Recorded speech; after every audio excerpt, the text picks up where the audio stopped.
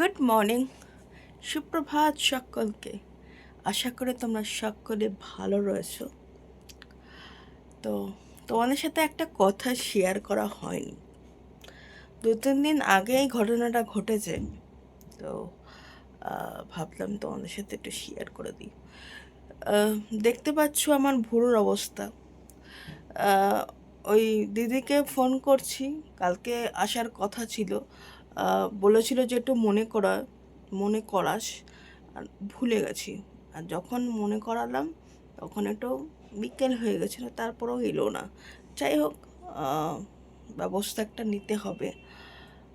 নয় ওনাকে ফোন করব, যদি না আসে তাহলে বাইরে থেকেই করাতে হবে। অ্যাকচুয়ালি অভ্যেস হয়ে গেছে তো একজনের হাতে করিয়ে, তাই জন্য আর বাড়িতে এসে করাই বলে আর অন্য বাইরে পার্লার থেকে করাই না আসলে ভুরুটা। তো যে কথাটা শেয়ার করার আছে আর কি, 2-3 দিন আগে হঠাৎ করে রাত্রিবেলা ঘুমোতে যাব, প্রচণ্ড ঘাড়ে ব্যথা, শুতেই পাচ্ছি না, মানে এত অস্বস্তি হচ্ছে, মানে একদম মিডিলে পোর্শন। আর আমার স্ট্রোকটা তো ঘাড়ে পেন উঠেই ও স্ট্রোকটা হয়েছে। তো স্বভাবতই মা বাবা ভয় পেয়ে গেছে কি, আর রাত্রিবেলা হয়েছে ঘটনাটা। তো এত রাত্রিবেলা, আর আমরা এমন একটা ভালো জায়গায় থাকি যে এখান থেকে কলকাতা যেতে গেলেও গাড়ি ঘোড়ার একটা ব্যাপার রয়েছে, আর আমাদের এখানে সেরকম ভালো হাসপাতাল নেই, আর আমার চিকিৎসাতে এদিকে হবেই না। তো যাই হোক, তো ভয় পেয়ে গেল। তার তারপরে অনেক ঘাটটা টিপে দিল আর কি।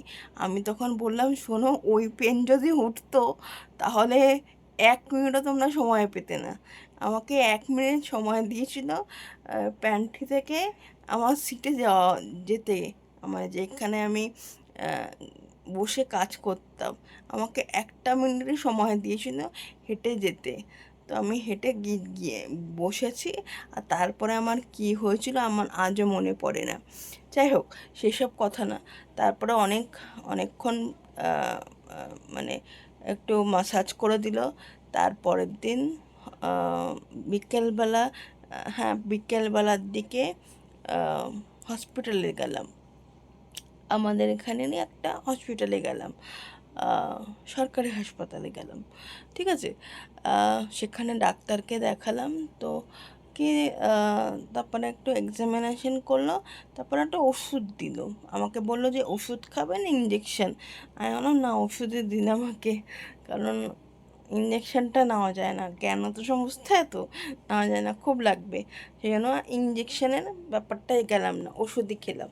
তো ওষুধটা খুব ভালো দিয়েছিল, ঘাড়টা কমে গেছিলো। তো তো তারপরে এই মার বার্থডে এসে গেল।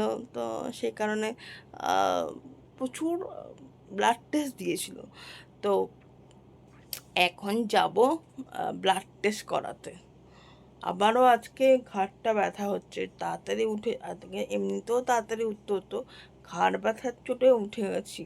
মানে কালকের দিনটা ভালো কেটেছে, বাট তারপর থেকে আবার আজকে আবার দেখছি ঘাড় ব্যথা হচ্ছে ওই মিডিলের দিকে। এটা স্পন্ডাইলাইটিস কিনা বুঝতে পারছে না, মানে ঘাড়টাতেই ব্যথা হচ্ছে নাকি শোয়ার দোষে হচ্ছে বুঝতে পারছে না। মানে শোয়ার দোষে তো আগেও হতে পারতো, বাট এমন কি শুচ্ছি যে এখন একেবারে ঘাড় ব্যথা, মানে কি ব্যথা গো, স্পাইনাল স্পাইনাল কর্ড ব্যথা হয়ে যাচ্ছে কি ঘাড় ব্যথা গো।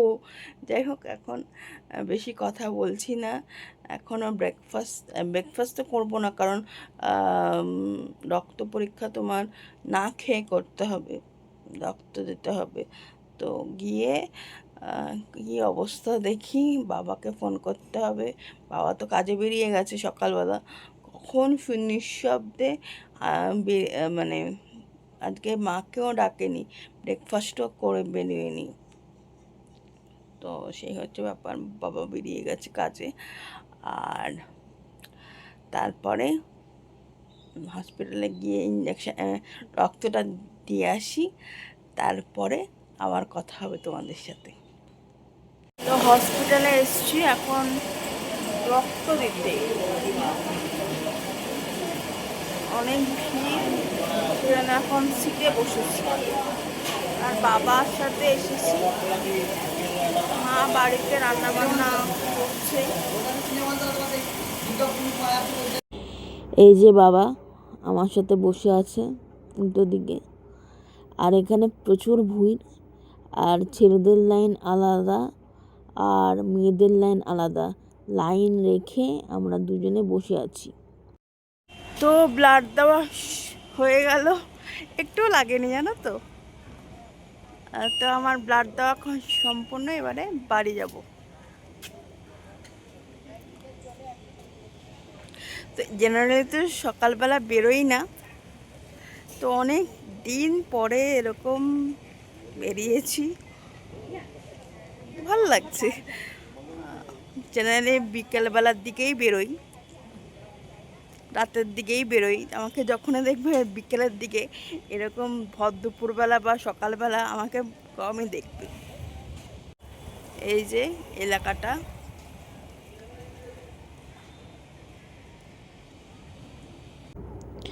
এই যে এখন বাড়ির পথে যাচ্ছি। সবেমাত্র ফ্রিজ থেকে দেখো নামিয়ে আনলাম এই কাঁকরোলের অবস্থাগুলো দেখছো, পুরো পেকে পেকে যাচ্ছে। কদিন ধরেই কাঁকরোল এনে রেখেছে, এত বাজার করে। তো আজকে এখন রান্না করব ভাবলাম, আর এখনই পায়েলের বাবা এক ঝলক আবার বাজার করে রেখে গেল জানো। বলছে আজকে কি পটল রান্না করবে, দেখো এনেছে বাজার। তো বাজারটা ঢালি তাহলে বুঝতে পারবো কি কি এনেছে।